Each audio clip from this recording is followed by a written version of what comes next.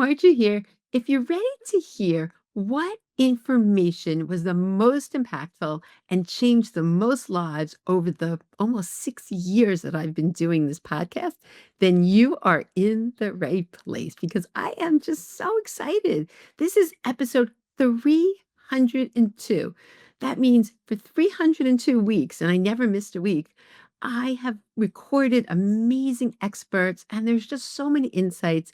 But what I did for this episode was put together those that changed the most lives, that people wrote into me, or just whatever had the most impact. So I think you're in for a real treat. So stay tuned.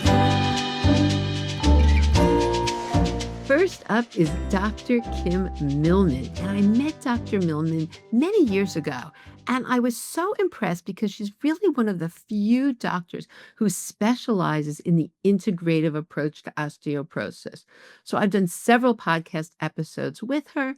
And this one that I'm sharing with you, this clip is from one that she did on osteoporosis testing. And I really believe that this makes the difference. It's the testing when we're looking to try to figure out what are the root causes of osteoporosis, because as we know, it's not one size fits all. So we need to figure out what is going on. So Dr. Millman developed an amazing testing tool, and she's just really taken this testing to another level. And she talked about this in a few podcast episodes. But this clip is about the bone turnover markers, which I think are so important, something that everybody, I believe, should get so they know what's going on with their bones. Are they losing bone? Did they never develop bone? And she just does a great job of explaining that. So I'm going to play this clip right now. So let's look at the root cause test that I offer in my clinic, and I do this in the Restore and Rebuild program that I have. So the bone turnover markers are probably one of the most important things that you can do for tracking where you are with your bone loss, and also for following up on interventions that you've done. Bone turnover markers are not only for following medications. This could be just a natural approach. So we have two bone turnover markers. The ones that I like to use the most are cetyleopeptide, or the acronym for that is CTX. And that is looking at how active your osteoclasts are. These are the bone cells that are breaking down your bones. So the higher the CTX, the more bone breakdown there is. And I find this to be absolutely essential. Also, the propeptide of type 1 collagen. This is also the acronym is P1NP. And on the flip side, this is how fast your osteoblasts are working and how much your bones are building. So you can look at the ratio of your CTX to P1NP and see how balanced these cells are. And when there's optimal values that we've established that help you to know if you're in a certain CTX range, your bones are likely to be pretty stable. And if they're above that range, then you know that you need to really work on bone breakdown. And I have a framework by which I separate the root cause factors into those factors that especially cause bone breakdown, and those factors, if they're missing, don't have as much bone building. So then you can focus on those root cause factors, and then you would follow the CTX and P1NP over time. And so I just find that these are absolutely essential.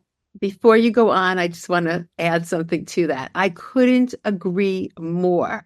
So if you leave with nothing else, because so often you have a DEXA test and it doesn't mean anything because you don't know, are you actively losing bone, or as a child, you just didn't develop bone? We don't know. So these help us so often. And so many people in my community have said, I went to my doctor and the doctor says it's not an accurate test. And I know you go into this later, but do you want to share what people need to do? Because a lot of times the doctors don't realize a few things that they need to do to make it accurate when they order it. You want to share that now or just later on? Either way. No, yeah, absolutely. So these tests need to be fasting. They need to be done as early in the morning as possible because biotin will interfere with the assays. You can't have biotin within 48 hours. And these markers are looking at what's called collagen cross-links. And so you can't have had collagen or bone broth within 48 hours of the test. And also, you shouldn't be heavily exercising for 48 hours before the test. Yeah, so I think that's one of the reasons that a doctor will have maybe ordered it and someone did it, at 8 in the morning. You'd want to do it as early as possible. And then someone later in the day, and it's not going to be accurate.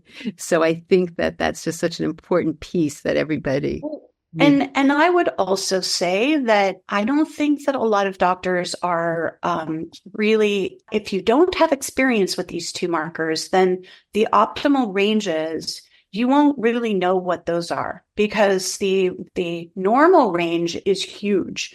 I mean, basically, my optimal range is from on CTX is 350 to 250 to 350.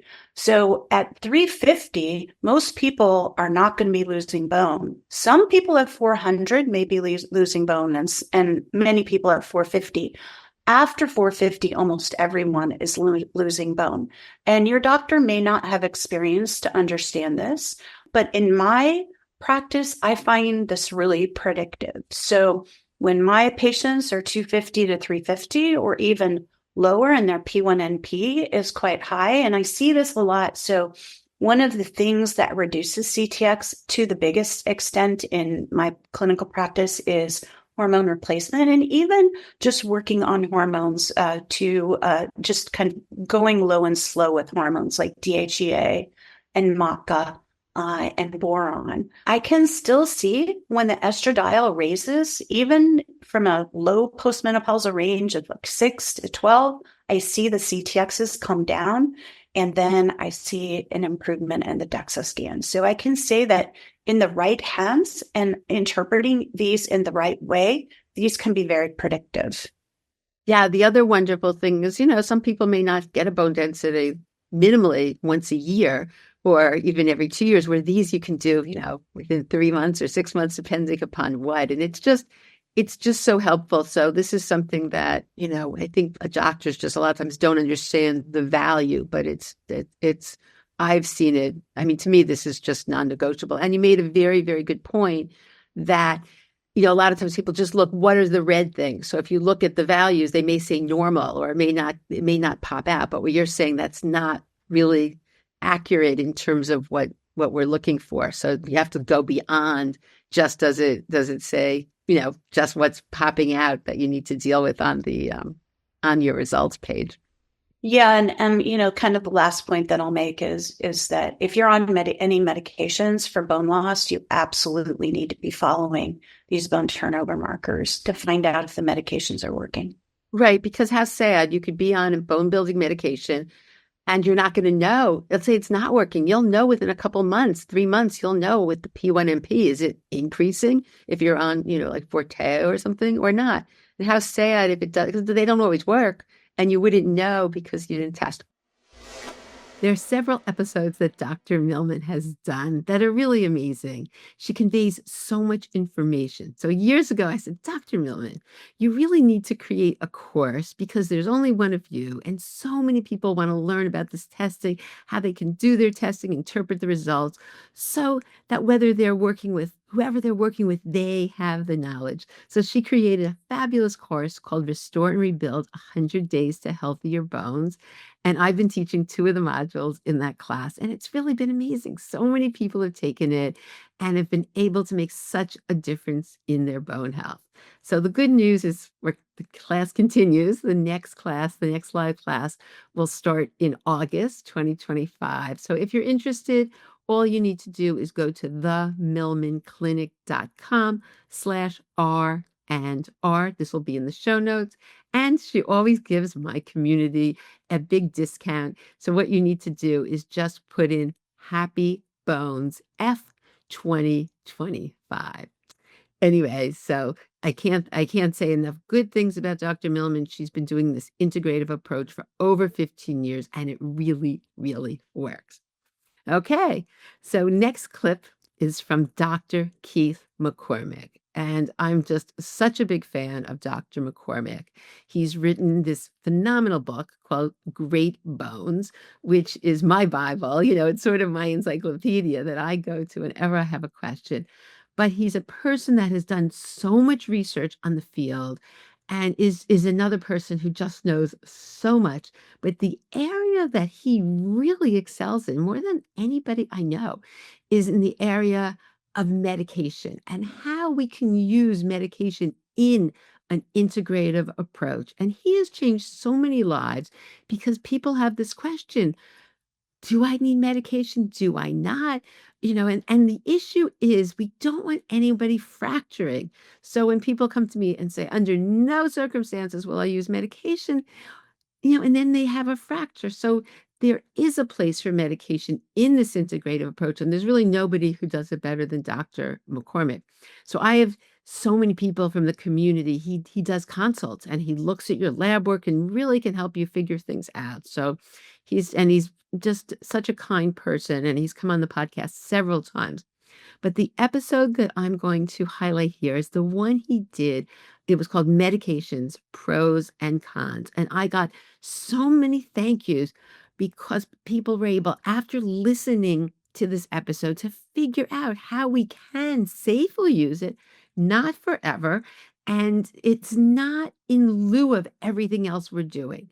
It's just part of, if we really have low bone density and bone, if we really are at high risk for fractures, we can use this while we work on everything else. So there's two clips that I'm playing. The first clip is where he talks about gluten as a root cause. And the reason I chose this is because it's very common. I see this all the time. And it's not just celiac disease. So we're going to start with that. So here you go.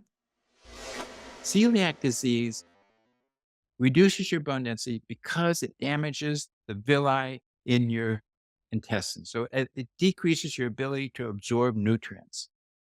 But gluten can be detrimental to your bones for another reason. Not disrupting the villi in your intestine, but just by stimulating, by activating, by overactivating your immune system, by creating these antibodies. Those osteoclasts are a form of a white blood cell. So when you activate your immune system because you're sensitive to gluten, you're going to stimulate those osteoclasts to break down more bone. So decrease that gluten intake, you decrease those antibodies, you decrease the inflammatory response, the immune response, you're going to calm down those osteoclasts. So that's one of the things I did. The next clip is when I asked Dr. McCormick, what about someone who had a fracture? Do you treat this differently? And let's hear what he said. So a person that's had a fracture, so if we take two people with the same bone density, but someone who's already fractured, do you treat them? Just a quick question before do you treat them differently? Yes. Yeah. And the reason why is because bone strength is not bone density. Bone strength is a combination of bone density and bone quality. And so you might have one person has a negative 3.0 and they're going to fracture. Another person has a negative 3.0 and they're not going to fracture. So because, their quality is better. That's why the TBS, that trabecular bone score, is a great tool to have. When I get patients in and they're right on that borderline of me recommending a drug or not, and we get a TBS and their bone quality is pretty good, that helps a lot. So bone quality, that's an important Okay, part. so a prior fracture, though, would that lead you more to then, utilize the medications? Yeah, because that's saying, hey, I don't care what your bone density is. You just had a fragility fracture. Whether it's a negative 3.0 or negative 3.8, you fractured. Your quality probably isn't that good. So as you can see, Dr. McCormick is truly a wealth of knowledge, and I will put in the show notes how to contact him, and he does do consults, and he's helped so many people figure out their path. And I just can't say how many lives have been changed because they heard about him on the podcast. So we'll move now to the next clip. The next doctor I want to highlight is Dr. Deva Boone. I am just so thrilled I was introduced to her because she's a parathyroid surgeon. And what I learned from Dr. Boone was that parathyroid tumors are missed. People are losing bone because this is something the medical community just hasn't gotten right. And I have to say, I've had 4 summits, and she was the speaker on all the summits. And after each summit, approximately 20 people found out they needed that they had a tumor. They needed this parathyroid surgery. It's benign, and this gets rid of that problem. It's unbelievable that this is missed so much. So this is something that I can't even tell you how many people thanked me because they were introduced to Dr. Deva Boone. And then, because this is missed, they had to look at their blood work and they figured this out. So in this clip, she explains why it's missed and what are the numbers we need to look for. Unfortunately, this is still very common for doctors to downplay this. And for some labs, it's true. If it's just a little bit off, it's not an issue. Calcium is one where it really is an issue because we know your body keeps it in a tight range. Whenever you have some electrolyte that is so critical for your nervous system and your blood, I mean, it's critical in many ways. Whenever you have that, the body's going to keep it in a tight range. So having something that is just a little bit off in calcium is significant. And unfortunately, medical students do learn what the parathyroids are, but they don't learn a whole lot about them. So, and the old thinking was if it's just a little bit off, it's not cancer, so you can just let it go. And they would tell people to just let it go until certain things happen. Certain things being if you get a kidney stone because there's a higher calcium in your blood and that's all going through your kidneys. And so you have a higher rate of kidney stones, or if you have fracture. So if you get significant osteoporosis and you break a bone, then it's time to treat it. And that's probably, I don't see that as the right approach because I don't want to wait for those problems to occur. And the other thing is that often before those really significant events occur, people feel bad. And this is beyond even the bone issues, people tend to have symptoms with parathyroid disease, including the biggest one is fatigue, brain fog. I mentioned your brain depends on this. So that's often the symptoms, that weakness, not being able to sleep through the night, just being exhausted all the time. So before you even get those, people tend to feel these symptoms. Unfortunately, parathyroid disease occurs most often in postmenopausal women. So as you can imagine, all of these symptoms get attributed to menopause, and they're told they just have menopause and this is what life is. You just deal with it. And then they wait for kind of some of these complications to occur before they will refer for treatment. So and what we learned in medical school also was that it doesn't really cause symptoms unless the calcium gets really high. And that's not true. Actually, what is true is that even calcium that's just a little bit off can cause you to have osteoporosis, can cause you to have fatigue, can cause all of these other complications. So it's really something where we still are a little bit deficient in our medical school education about parathyroid disease. It's still something where people are being taught to kind of watch it until it gets really bad. And it's one of the things I try to emphasize when I do CME lectures for doctors. I try to emphasize the fact that, even before all of this stuff occurs, and it will occur, we know over time you will get complications from it. But even before that, people tend to feel awful. And that's a reason in itself to treat it, is to just improve their quality of life. So there's a real deficiency in our education right now. And the medical establishment, as I'm sure you know, changes very slowly. So even though I can tell you, I can pass out talking about how this is important, but it takes a long time for doctors to realize that over time. And sometimes with this disease, it takes a doctor getting it, because I actually have a bunch of doctors that refer to me after they got parathyroid disease and they wanted it treated because they felt bad.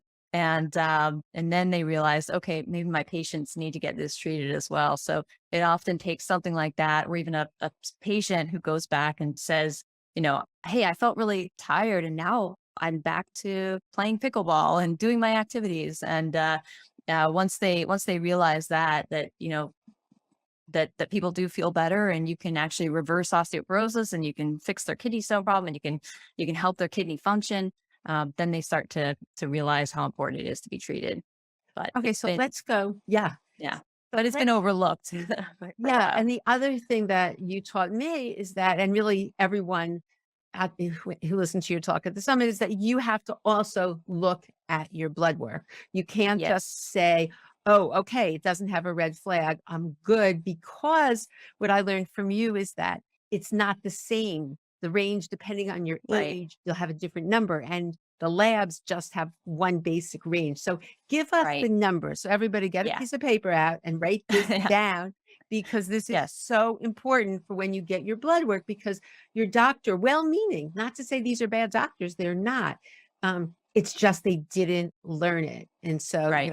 so tell us the numbers, the So, ages that yes. you, yeah. So we'll get to the numbers. Yes. So the numbers often, as I mentioned, they go a little bit too low and a little bit too high. So a lab will often give a range like 8.5 to 10.5, which is a huge range for calcium. Most adults, they're going to be in the nines. So that's kind of a general, in the nines is a good number, but most people are going to be in the mid to high. So somewhere between 9.4 to 10.0 is kind of a great range for adults over the age of 40. If you're younger than that, you can have levels a little bit higher. So somebody who's in their 20s can have a 10.7, and that may be normal.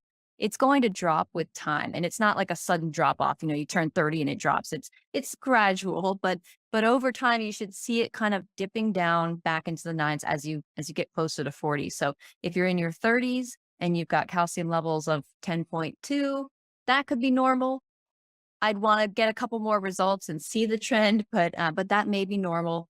And then if you're over the age of 40, 10.2 is not normal. And if you're over the age of 60 or 70, a 10.2 is definitely high. A 10.1 in a 40-year-old is borderline. It's a little bit on the high end, not crazy, maybe an issue, but maybe normal for that patient. But a 10.1 in an 80-year-old is likely parathyroid disease until proven otherwise. In the show notes, I'll put in Dr. Deva Boone's website, and she has an amazing tool on that where you can put your blood work in. She also is happy to answer questions. So she's really a great resource. And as I said, it just warms my heart how many people were able to stop bone loss because they heard Dr. Boone speak. So something that you definitely want to, make sure you look at your blood work and check this out. The next person I want to highlight is Dr. Barrie Tan. And Dr. Tan discovered tocotrienols, a different type of vitamin E. And it's so incredible because this helps reduce bone loss. And there's good research on this, and it's just something that nobody knew about. I met Dr. Tan at the Integrative Healthcare Symposium in New York City years ago. And I was so impressed with what he did, his research, that I said, you have to come on the podcast. And I've been taking the supplement for many years, but he introduced the community to this. And so I'm going to play his episode, and I'll put the link in the show notes.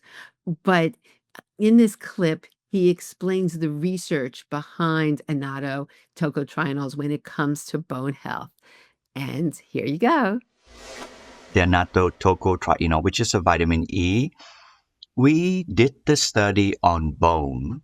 Now, first, the tocotrienol is particularly good for chronic conditions. And among them, as we age, the bone begins to thin. It's a chronic condition. So we decided to study tocotrienol with bone. And in the bone study with annatto, very simple. Our hypothesis is you have a built-up bone, osteoblast, they built up, and osteoclast, they break down bone.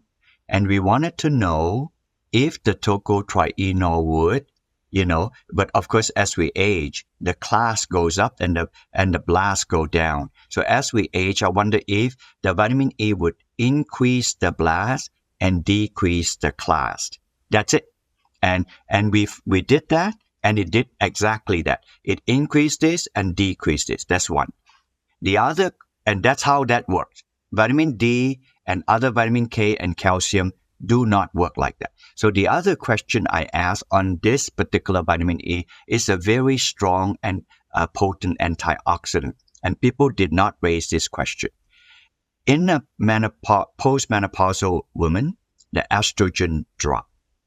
And when the estrogen dropped, then her ability to keep strong bone decreased. So therefore, I asked the question, if you look at a chemical structure of an estrogen is actually an antioxidant.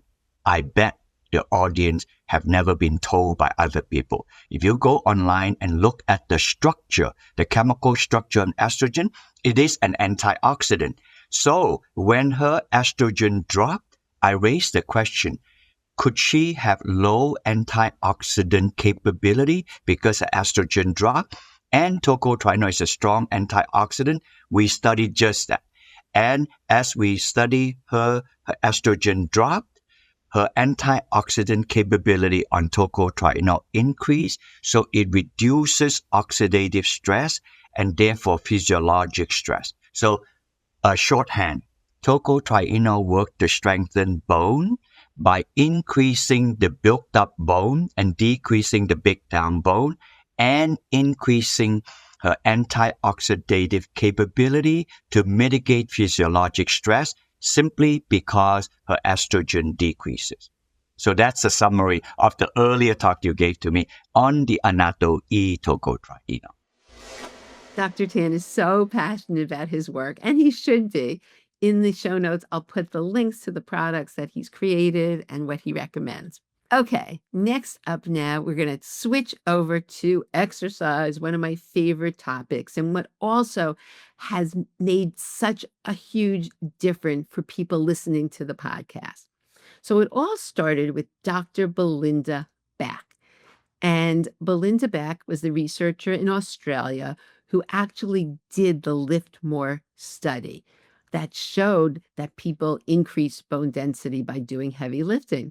But the clip I'm going to play is when I asked her, why, where this even started. Why did she decide to do this research? So I'm going to play that, and here you go.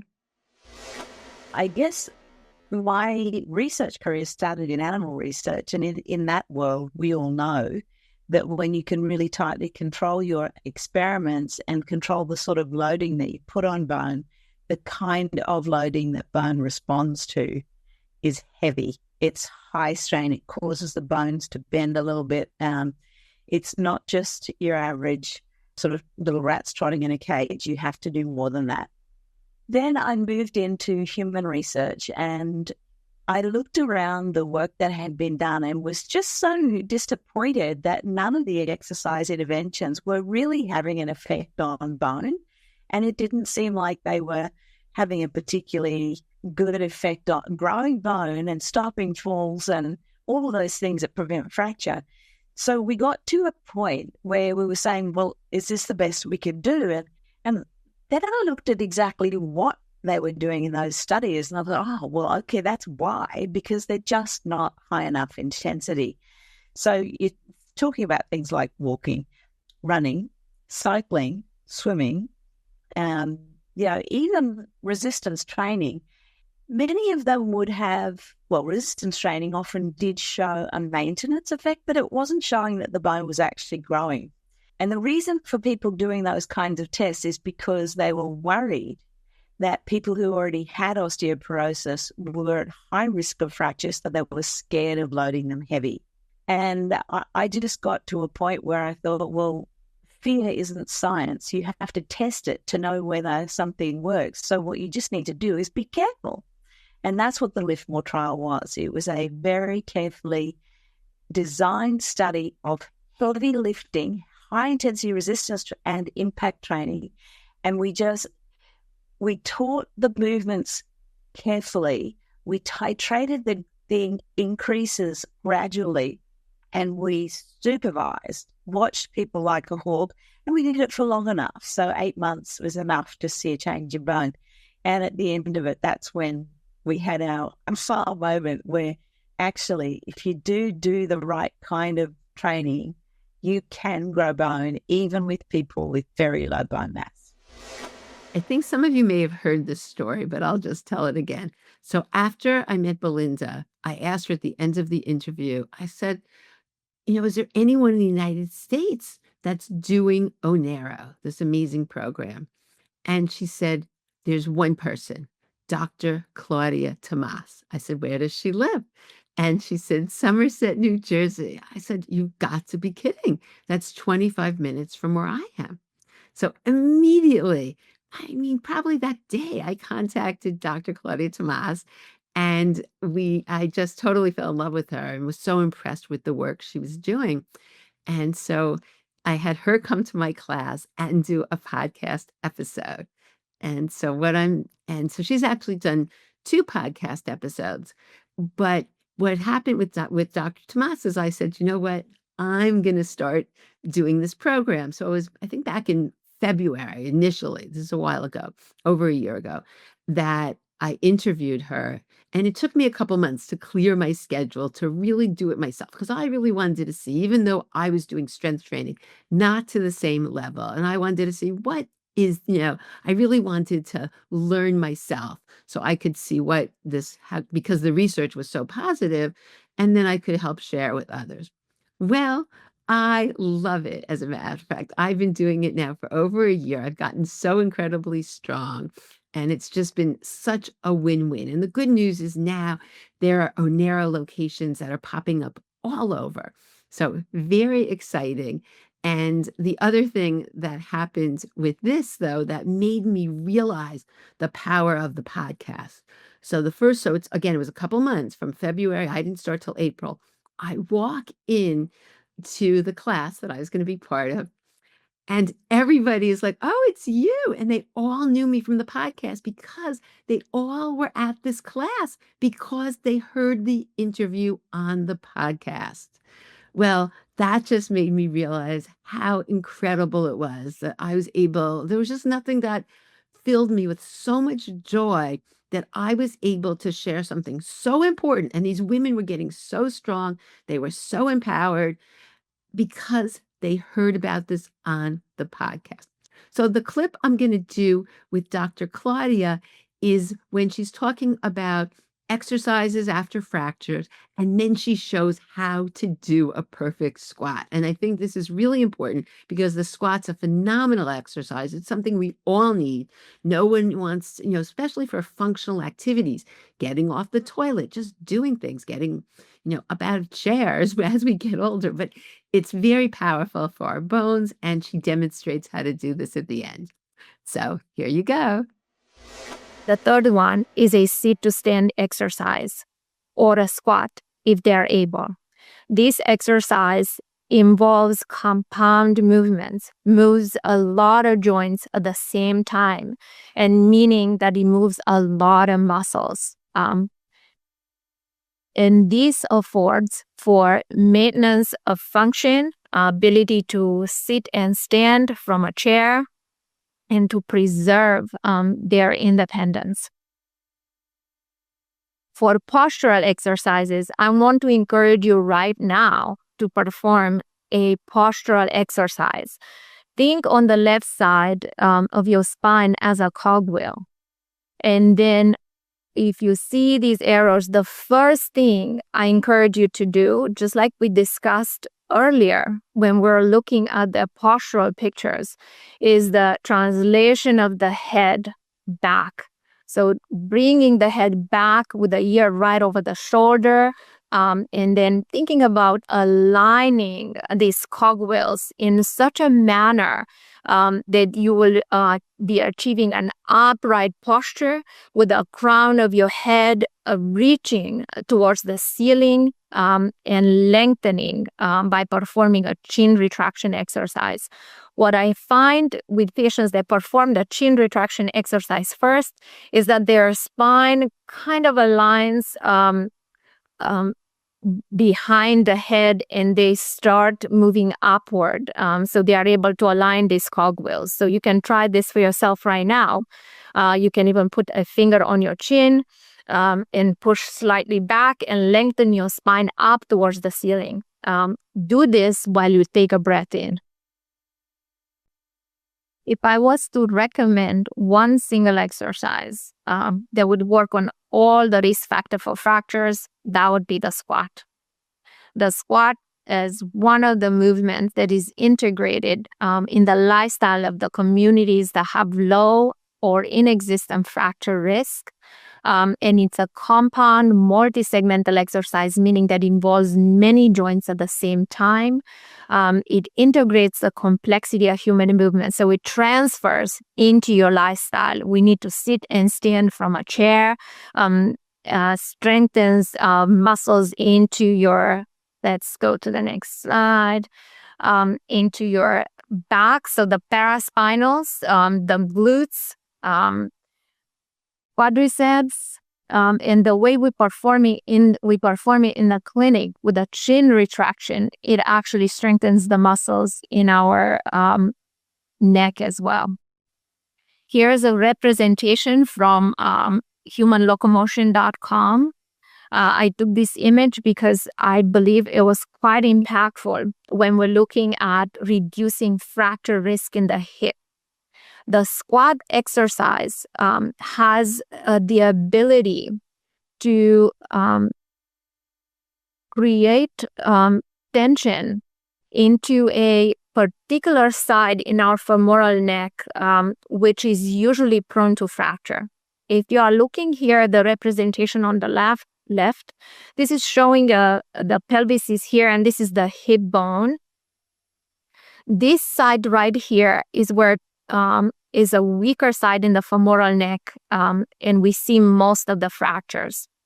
When we are performing exercises with the hip bent, such as in a squat or in a lunge, we are activating muscles. Now, we're looking from the back here. This is the sacrum, muscles in the back of the hip that insert in that vulnerable point, and traction into that area increases bone density and bone resilience.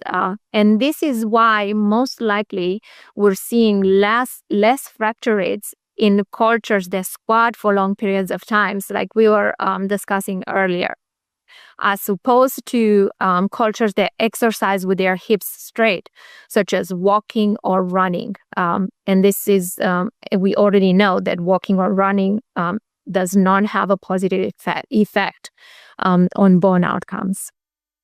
So I'm going to demonstrate the squat exercise. I'm going to first show the profile posture for this exercise and how you prepare. So if you watch me from the profile, the first thing that you are going to do is a chin retraction. We're going to bring the chin back to have the ear right over the shoulder.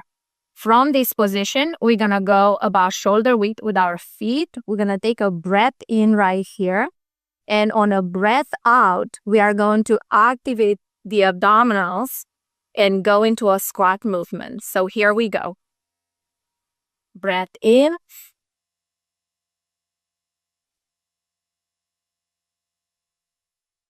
And here's the most common error that I have to correct for the squat.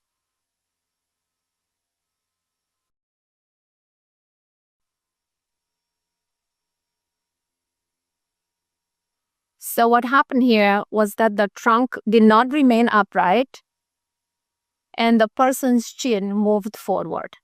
So now I'm going to demonstrate correct form once again.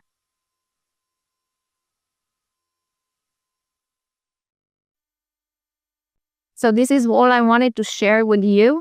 My recommendation is that if you want to start with a squat exercise, partner with a physical therapist, allow them to observe your form, because most likely you will need some direct feedback and some correction on how to perform this exercise. in the show notes, Dr. Claudia has come to my class. She can't teach Onero online. It's not possible. You really need supervision and you really need to work with someone who's trained. But I always say to people also that, that you can work with a physical therapist and learn the concepts as well. It's not exactly Onero, but, if there isn't a practitioner near you, the next best thing I would say to do, and a really wonderful thing to do if you need individual physical therapy, is to work with a physical therapist who's trained in osteoporosis. So I will put in the show notes also, you can go to BoneFit and find physical therapists. And that's a program from Canada that's excellent that you can use to find physical therapists near you. And okay, so the next person that I want to talk about, who Dr. Claudia really sort of introduced me to, is Dr. Tom Michaud. Because when I was doing Onero, I have issues with my toes, but I realized I had really weak toes. And that's part of something, it's not part of Onero, but something we all do in Dr. Claudia's class, because she believes how important the toe strength is to falls. And that was all from the work of Dr. Tom Michaud. And so the next clip I have is from, so I wrote to Dr. Michaud, and he invented something called the Toe Pro that I absolutely love. And I asked him if he'd come on the podcast because I just thought this information wasn't known. We know to strengthen our foot and ankle, but actual specifics, our big toe and our toes, and why that matters so much in fall prevention. So here's the clip on how he explains why this is important and how you can test for it. It's funny, I made that Toe Pro a bunch of years ago in an attempt to decrease fall rates in old people over 60, because Karen Mickle is a podiatrist down in Australia, and she did some great research. She went into a senior center where the average age was a little over 70. She measured all these different parameters, ankle range of motion, like body weight, different things. The single best predictor of someone having a fall over the length of that study was if they had weak toes. And the former editor of Foot Ankle International, Hilton Menz, had a simple test that you could, and just to quickly explain why weak toes predicts falls, everybody who's listening now can do an easy test. You just stand up, because most falls happen at the initiation of gait, not while you're walking. And when you are first initiate gait, you don't realize it, but it's a complicated process. In order to, from a standing still position, in order to initiate gait, your central nervous system has to relax large calf muscles, especially gastrocnemius. That begins a forward fall that is controlled by you pushing down with your toes. And you can do it at home. Just stand up right now, put your arms at your side, then lean forward, keeping your spine and hips straight. The first thing you feel is the tips of your toes pushing down. If the tips of your toes are even slightly weak, you're more likely to have a rapid forward acceleration, which greatly increases the risk of a fall. So Hilton Menz, who used to be the editor of Foot Ankle International, had a simple little test for measuring toe strength, which you can also do at home. It's called the paper grip test. It's been around forever. You take a standard business card, put it under the second, third, and fourth toes while someone's seated. Tell them to push down with their toes, and then you pull it out. If it pulls out easily, they have weak toes. So I saw Hilton's test. I know Hilton. So I duplicated the coefficient of friction on the cards, and then I attached it to a dynamometer that measures strength. So now you can quantify it. And they've shown that if you have less than 10% of your body weight generated beneath your big toe, you're more likely to fall, and less than 7% beneath your little toes, although not enough research has been done with that.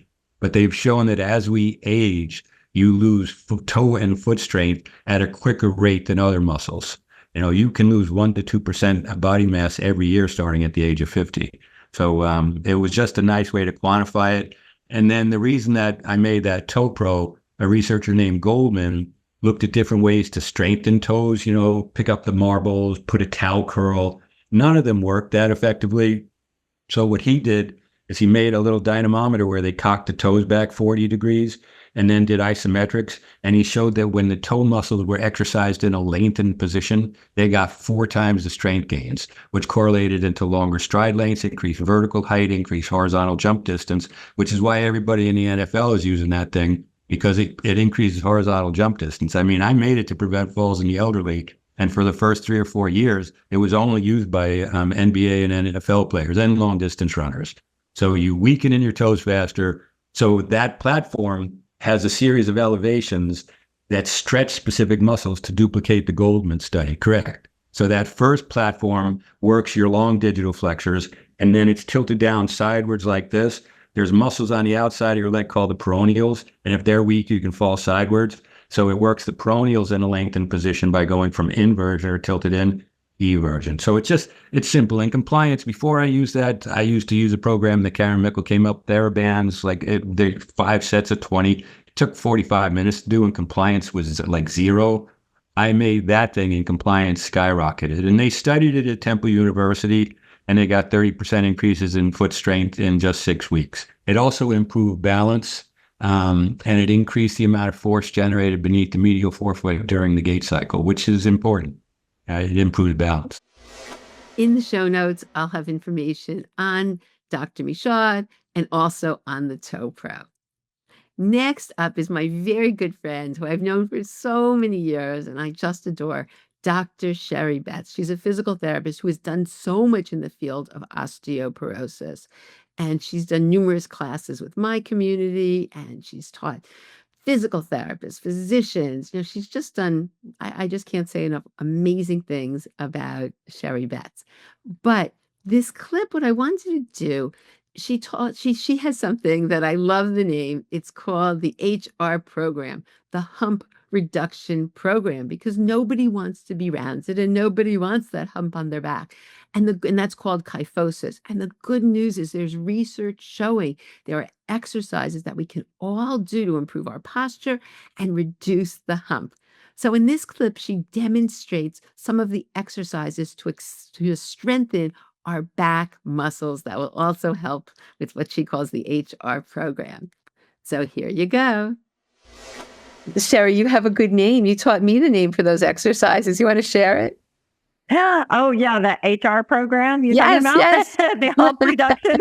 The hump reduction HR program, because nobody wants that hump. Oh my gosh. And right. Exactly. The good thing is there's research about this, right, Sherrie? There's research about reducing. Yes, Wendy Katzman, our dear colleague, Wendy Katzman, who did so much research on exercise for the reduction of thoracic kyphosis at UCSF. She's retired now, but she's still publishing. She's still involved in finishing up papers, I think, from when she was at UCSF. But she has published some great research on stability of thoracic kyphosis with exercise. And one of the exercises she also recommends is a prone extension exercise. And I love this progression.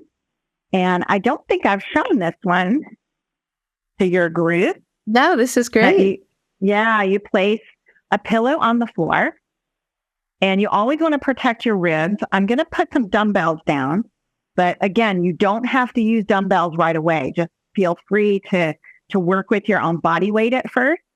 And you put your ribs in the middle of the pillow, place your hands under your forehead, draw your shoulders down and wide away from your ears. And you try to get as flat as possible before you start. You keep your pubic bone on the mat. And then a lot of times, people are used to doing either yoga or Pilates, and they're just automatically pushing with their arms to push themselves up. And what I want you to be able to do is lift your face away from your hands, looking at your thumbs, and keeping the back of your neck lengthened so that you don't do this, right? Because that's not thoracic extension. That's cervical extension. You're extending your neck. And so what I want you to do is move from your back, that upper back. And it's such a hard place for humans to kind of target. And then you got to place one hand against your forehead and use the bottom hand to kind of help you come up. That'll help with your mobility and with your motion. Switch sides. Do a few on the other side. And you can stay with this exercise for several days or several weeks if that is where you're at. And then if you can lift both arms up, and notice that I'm just barely touching my elbows to the floor, and then I'm lifting only a couple of inches. And then keeping my elbows down helps me keep my neck lengthened and relaxed, because if my elbows come up like this, I feel like I'm doing an exercise, but I'm really not doing anything but lifting my shoulders toward my ears and contracting these upper traps. So much better to lift from here and then keeping my eyes looking down. When you feel ready, then you can add a dumbbell. So I usually just get a water bottle or something very light. I could use even one of these little wrist weights here. But just imagine that you're using a small dumbbell. This one's kind of big, but you would progress upward very slowly. Then when you're ready, you add that second dumbbell. And you'll notice when you do your resistance that you don't go up very far or fast at all. So, once you add those two objects, so one water bottle, then two water bottles, then you get your dumbbells and you go to the 2-pound dumbbell, and then you'll have to use something very small to increase gradually as you go, because it is a lot of resistance for that part of the body. Then there are two other positions I really like to look at too, is that, can you lift your arms in this goalpost position? That kind of targets that mid-thoracic area. And then when you go down to this position, it's like cobra or swan from Pilates. You lift your hands instead of keeping your hands on the floor the whole time, because that's an arm exercise, right? But to strengthen your back, you have to lift your hands up, and then you go up and down, and you're keeping that neck lengthened, eyes looking down. You don't want your eyes looking way up, compressing your neck as you do it. So those are some of my favorite exercises for helping to strengthen your upper back and deal with that rounded spine posture. One of the things that I've done is I have programs and classes that really help people with doing exercises at home safely. So Sherrie's done 2 different programs. One was on safe yoga for osteoporosis, and it was really fabulous. However, some people felt they didn't know the basics and they wanted to learn more. So then Sherrie did a 6-session class, and we called it Osteoporosis Essentials. And it was really, really phenomenal, where she went through everything we need to know about posture, about safe exercises, so you could really do it at any level. You could do it, just starting out, or for those people, you could add weights to everything you did. So it was really, really amazing. And I've gotten so many thank yous for this class, and people got to know Sherrie, and it was really fun because it was 6 sessions that we did. So I'll put that link, as well as the link to the yoga class as well, which is a little higher level, the yoga class. I'll put those in the show notes. But again, Sherrie is just a treasure, and I just think she has so much great information to share and changed many, many, many lives. The next clip I want to highlight is from an interview I did with my very good friend, Mira Dessy, who's also known as the ingredient guru. And this interview was called Avoid These Ingredients If You Have Osteoporosis. And this was viewed by over 100,000 people on YouTube, which I just, this people are really interested. They don't know. People don't know about toxins and what's in our food and what we need to avoid. So this is a great interview, and Mira is my go-to person. Whenever I'm not sure about certain ingredients, I just call Mira and she helps me. But what I want to highlight in this is she talks about carrageenan, and it's an ingredient that's in so many things, almond milk, many of the things that a lot of us are consuming. And so I'm going to play this clip where she really goes over why it's something we want to avoid. My favorite place to start, actually, and I mentioned this particular ingredient because it appears in virtually every aisle of the grocery store, including the pharmacy aisle. Like, it's just found everywhere, and it's carrageenan. So it's a seaweed, and we're told seaweeds are great for us. We should be eating more of them. The challenge is this is a red seaweed, and the way that it's processed makes it a not very healthy food. And part of the reason that it's so important is because it can cause inflammation in the gut. And when that happens, all of a sudden our body is not able to absorb some of the things that we're putting in because we're dealing with that inflammatory condition. And, one of the other challenges, carrageenan is an emulsifier, so it kind of falls into that category of gums. So, plant gums and that kind of thing fall into that category as well. And plant gums in general are not a bad thing if you don't have an allergy to them. The challenge is it's the amount that causes problems, because if you start eating too much of it, it pulls water into the gut, can cause inflammation, can cause an imbalance in bacteria. And so then again, we're not absorbing or using those key nutrients that we need for bone health. And we can then have all kinds of, gut disturbance and that sort of thing. So luckily with carrageenan, we just want to look at it on the label and avoid it altogether. Yeah, and typically I know a lot of people have almond milk, which we don't want to have too much of because that also can have a lot of oxalates in it. But almond milk I see all the time. I know that you have to really look to see one that, to find that doesn't have carrageenan. It's gotten more popular now because I think more people and companies realize that it's something that is not a healthy ingredient. But where else commonly? So when people are looking through their grocery list, and where do we typically see carrageenan? So the most surprising place that people are not expecting it tends to be in lunch meat because it's an emulsifier. So it can appear there. It also can appear I have a question for that. If someone goes to the deli, let's say, yes, they don't have a package. So they're just, They do. They do. Here's the thing. Most people don't realize you can actually ask the people at the deli to show you the package so you can read the ingredients that are in your deli meat. We're so used to, rolling up to the counter and ordering a half a pound of this or that or whatever, that we forget just because they're slicing it, there is a label on that package. Yeah, you'll see it actually when what they're cutting, there's a label. So that's a good point. But that's typically, most people don't think about it because you can also buy the packaged and it will have that in it. Yes, In terms of, it's packaged in the refrigerator case, or sometimes in the deli, they'll have a cool case in front where they've sliced some.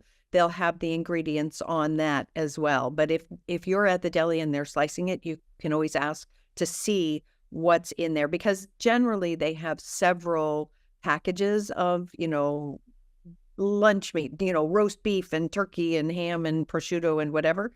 They have several packages. They only happen to be slicing from one at a time. So they can pull an unopened one out to show you what's in there.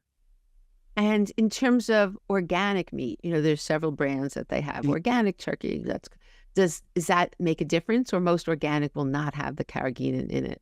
So most organic will not have it. There's been a lot of back and forth about the issue of carrageenan in food. So that's, a little challenging because there are so many, organizations now that are trying to push against the use of carrageenan in our food. But it's really, I think part of the challenge is food producers have so much sway that if it's easier for them, they want to keep it, and that's where we have to really be mindful of being proactive for ourselves to read the labels and to pay attention to what's in there. Is there anywhere else that we should really check into that it's hidden in? I encourage people, the most common places do tend to be dairy and frozen confection stuff. But really, like I said, any aisle in the grocery store can have it. It doesn't tend to be used in baked goods, but things that are liquid, because it's an emulsifier, it's a thickener. So things that are liquid. And then there are some pharmaceutical liquid, things that have carrageenan in it. So anyone in particular, or just look at everything? No, you just have to look at the label. Mira has some great classes and just does a lot of wonderful things. So I'll put her information in the show notes. Okay, and the very last episode that I want to highlight is one that was done on hope. And I did this with my brother, Dr. Mark Pochapin, who's the chief of GI. He's a gastroenterologist at New York Hospital in New York City. And he also is the past president of the American College of Gastroenterologists. And he talks about hope a lot because unfortunately in the medical community, hope is oftentimes taken away. And I think that happens also with osteoporosis. We get so scared and really feel there's no hope to do positive things, or we just are afraid, or even some of the underlying root causes. So I wanted to play this episode about, why hope is often taken away and how important it is. If we take away hope, we take away any reason to live, to move forward, to get through a difficult time, to get through a difficult treatment. And it doesn't have to be false hope. I'm not talking about false hope. There's plenty to hope for in modern medicine. We just have to make sure we give it in the appropriate form and the appropriate dose. And so often I hear people come into me and I'll see them and they say, the doctor just said there's no hope. And you can see their faces drained. They are so unhappy. But why do you think that? Why do you think inadvertently medical professionals take away people's hope sometimes? Because I think sometimes this concept of being honest, being truthful, giving the patients all the information somehow takes on this construct that in medicine we look at statistics and we look at outcomes. But a patient is not a statistic. They're either all or none. They either respond or they don't. But when you give them a statistic, especially when the statistics are very difficult, it feels very much from the medical professionals world, like by being honest, you have to tell them that, well, statistically, it doesn't look like this is going to work. And once you put that into someone's mind that it's not going to work, it's not. If you tell someone that they're going to have 6 months to live, it's like doing a term paper. When you are told that you have 6 months to do a term paper, it's going to take you 6 months to do it. If you really put in someone's mind that they have 6 months to live, I honestly believe their whole body sets its frame to that time period. And you don't know. The truth is that we never know how long someone has to live. And I've seen people with terrible diagnoses of pancreatic cancer. That's one of the areas that I am actually first to give a diagnosis in. And I have seen patients being told they have 2 months to live, 6 months to live, and they've lived 2 years or 3 years. You just don't know. Of course, sometimes they do live only 2 or 3 months. But because we don't know, why do we assume the worst? Why not instead assume the best and then try and modify what we're hoping for as we go forward? I think you can see why I love my brother so much, and he's just done so much good in the world. Anyway, that's it. Those are the clips that I wanted to share today. Of course, there's so many more clips, and there's so much information from almost 6 years of podcast interviews. But what I'd love you to do is if you have something that you're interested in, a topic or even a guest, I know so many people. So just let me know. You can even send an email to support@margiebissinger.com. That's probably the best way. And I'd love to hear your feedback, what you'd want to know more of. And I just can't thank you enough for being part of this community and helping me grow this podcast. When I first started, truly, everybody was against me starting this. They're like, it's expensive, it's time consuming, you're not going to make your money out of it, on and on and on. But the truth was, I did it because too many amazing people like Dr. Millman were doing incredible work, or all these people, but they were in their own silo and not people weren't finding out about them. And so I wanted to spread the information, and this was the best way. And so the podcast has been just incredible. It just continues to grow and grow, which is so exciting. And because of the podcast, I was able then to do the summits. And so the first summit, 60,000 people came to. So it's just been, when people tell you, I think what I always teach in my happiness class is, you don't have to share your idea with everyone, because especially the people that are going to try to talk you out of it. If you have something in your heart, something you want to do, an idea, something you want to share, go for it. You don't want the discouragement of others. And so, so I'm just so grateful that I went for it. And it's just, it just fills me with joy when someone writes to me that they learned about something or they're doing something because they heard it on the podcast. So thank you just so much for listening and being part of this. And, YouTube and how they do the algorithms is that if you subscribe, more people get to hear about it. So if you do like the episodes, please subscribe. And again, stay in touch. I love to know what you want to hear more of. It's just been such a great journey for me. So on that note, thanks so much for being part of this, and I look forward to seeing you on the next episode.